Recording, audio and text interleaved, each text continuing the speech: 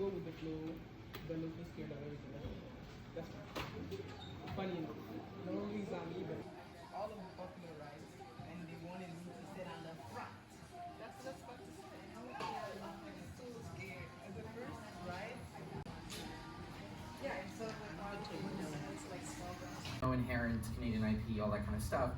But I guess my sort of retort, my question back is, doesn't it stand on the fact that the producer believed and took that bold step of telling the story?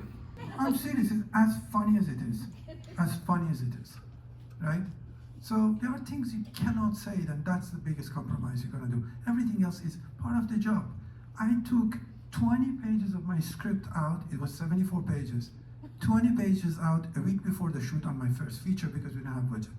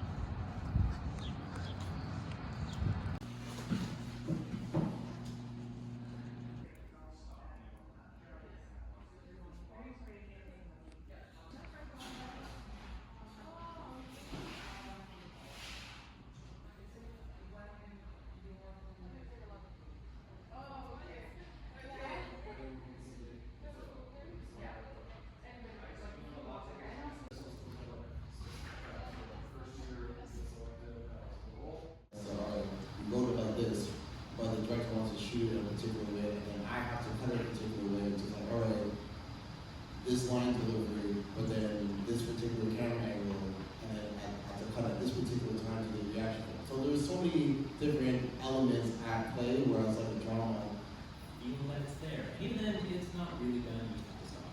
There's that quote that I'm butchering right now, but it's internet essence. And then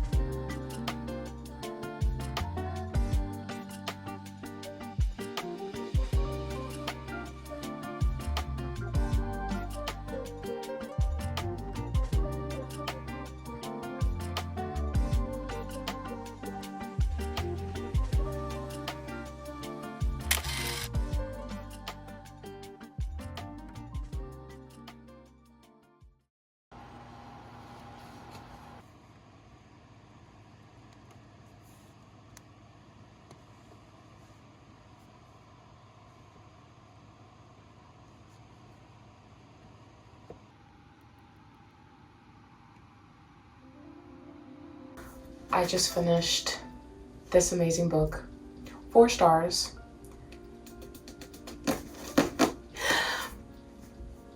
I, at some point, need to make a list of my favorite book boyfriends. Currently, I don't have one, and the people on that list, obviously Rhysand from ACOTAR, obviously, Azriel is also from ACOTAR, and now Brendan. Christian Harper, I always have to remember him. Christian Harper, Reese Larson. Anyway, point is, Brendan is now on my list. I love this man. I love this man. He is so patient with her that it's actually crazy. I think I talked a little bit about this book in a previous video, but I guess this is when I'm gonna go a little bit deeper about it. I don't even think I posted.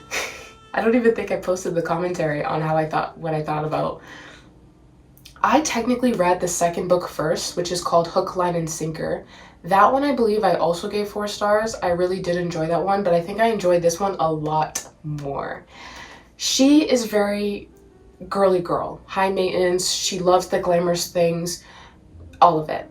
And I feel like in our, shall I say in our society, but in our generation, I don't know, growing up, I was always told that being a girly girl was, in a sense, a negative thing.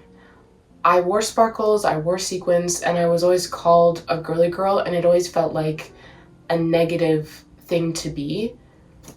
But now I feel like being a girly girl, even now, it's still a little bit like, oh, you're a girly girl? Wow. I don't know. There's always like a little bit of like negativity to being a girly girl, and I'm not here for it, okay? She is very much LA girl, all of that type stereotype. But that's very much like in the beginning of the book, you see that type of personality. But once she's forced, I say forced because that's what it was. When she's forced to go to a small town and, you know, understand the meaning of money and being, I guess, rich, because that's what she is, to kind of like, her parents basically try to like humble her, so they send her to a small town. I'm trying not to get in too much of like the lore and too much into it because I will highly recommend that you read this book. Anyway, she goes to this small town, and at first, of course, she's all like, ew, dirt, and all of that. But she ends up in a sense helping the town as well as helping make this bar into something more. Again, there's like more lore to it, but I don't really want to get into it. I just specifically want to talk about the characters because that is what was so strong to me in this whole book. Her character, her growth is absolutely incredible. She's still the same person in a sense of still loving, I guess, still having that girly girl nature, which I love and absolutely admire. Thank you so much, Tessa Bailey, for still holding true to that. What I also love is the fact that he respects her for that. He never asks her to change. Everyone else around her is telling her, oh, you need to be tougher, you need to have tough skin and tough soul and blah blah blah, and like telling her what she needs to be. But he's constantly like, no, you don't need to do any of that. I love you just the way that you are. So that's why I love him. He's also he's so patient with her because she constantly has one foot out the door in their relationship. When they end up making it a relationship, she has one foot basically out the door, and it frustrates me every time because I'm like, girl, you know that he loves you, obviously. But I also started to understand this maybe a little bit like deeper into the book on why she had that foot out the door. And again, Tessa Bailey did such a good job with her character to make her more well-rounded and more understandable. And I have to admit, I don't think I've read a character like this in a while. I don't know. Maybe it's because I feel like I can a little bit relate to her. I don't know, but throughout this whole book, her character does not change. It's more of just like a growing. She ends up being more open and a little bit more, just more down to earth and humble and understanding the context of money and the context of just everything as a whole. Like, I don't know how to fully explain it and fully like gravitate how well this character was just written. She's just so great. She truly, truly is. And don't get me wrong, there's like many scenes in this book where she did annoy me, but I think I love those little flaws because that's what made her come to life even more. And listen, I'm not someone who likes when authors bring reality into a book, which is supposed to be fictional and supposed to be how I'm supposed to escape escape the real world. This is my escape. But I loved the little sense of trueness to her character that made her come alive. With him, I think the main reason why he's like top 5, maybe even top 3 of like my book boyfriend is because he's so patient and he gives her so many chances, and always like he works so hard to take down her wall, but also at the same time is patient about it, if that makes sense. Like he's doing it brick by brick. But is it even brick by brick? Because at the same time, I feel like this man is like doing it like literally piece of the brick by piece of the brick. He's telling her to take her time in opening up to him, but at the same time, he's still working at those pieces of that wall. You know what I'm saying? Like, I don't know. The point is that this man, he worked to get her. She just annoyed me in the first part of the book. Like, probably about, like, to be honest, maybe about 50% into the book, she was just annoying me. But she grows on you. Like, she genuinely... I love this. We're done. I said what I had to say.